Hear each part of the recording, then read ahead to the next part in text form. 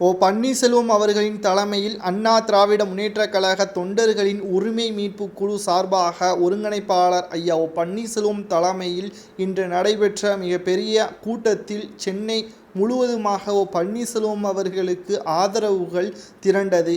ஏற்கனவே நேற்று திருச்சிக்கு வந்த பிரதமர் நரேந்திர மோடி அவர்களிடம் கொடுத்த மிக முக்கியமான கடிதத்தில் எடப்பாடி பழனிசாமி அவர்களும் அவரது ஆதரவாளர்கள் செய்த ஊழல்களும் தற்பொழுது ஆதாரத்துடன் அந்த கடிதத்தில் கொடுத்திருப்பதாகவும், மேலும் அவருடன் பேசுவதற்கான நேரத்தையும் பன்னீர்செல்வம் அவர்கள் கேட்டிருப்பதாகவும் தகவல்கள் வெளியாகி இருந்தன.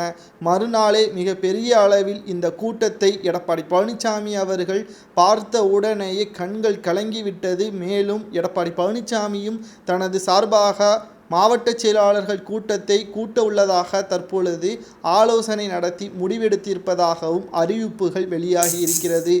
பன்னீர்செல்வம் அவர்களிடம் மீண்டும் அதிமுகவின் தலைமை வரும் என்றும், ஜார்ஜ் கோட்டையை கைப்பற்றுவார், எடப்பாடி பழனிசாமி அவர்கள் புழல் சிறைக்கு தள்ளப்படுவார் என்றும் பன்னீர்செல்வத்தின் ஆதரவாளராக இருக்கக்கூடிய வைத்திலிங்கம் அவர்கள் கூறியுள்ளார்.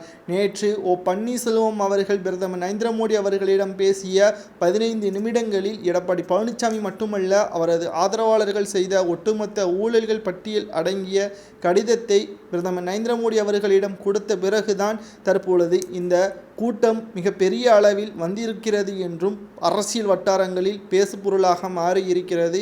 இனிதான் எடப்பாடி பழனிசாமி அவர்கள் தலையில் விழக்கூடிய மிக பெரிய மரண அடியாக விழும் என்றும் தற்பொழுது வைத்திலிங்கம் அவர்கள் கூறியுள்ளார். இனி எங்களது ஆட்டத்தை இனிதான் பன்னீர்செல்வம் அவர்கள் முன்னிலையில் எடப்பாடி பழனிசாமி அவர்கள் பார்ப்பார் என்றும், அதனை பார்ப்பதற்கு அவர் சிறையில்தான் இருப்பார் என்றும் தற்பொழுது விமர்சனத்தையும் முன்வைத்துள்ளார். இனி பன்னீர்செல்வம் அவர்களுக்கு இரட்டை இலை சின்னம் மட்டுமல்ல, அதிமுகவின் தலைமையும் வந்து சேரும். புரட்சி தலைவர் எம்ஜிஆர் அவர்களை தொடர்ந்து புரட்சி தலைவர் ஜெயலலிதா அவர்கள் நடத்திய அதிமுகவை இனி பன்னீர்செல்வம் அவர்கள் தொடங்கி வைப்பார் என்றும், இதுவே எங்களது உரிமை மீட்பு குரலாக இருக்கும் என்றும் வைத்திலிங்கம் அவர்கள் கூறியுள்ளார். இதை பற்றி உங்களது கருத்துக்களை கமெண்ட் வாயிலாக கூறுங்கள்.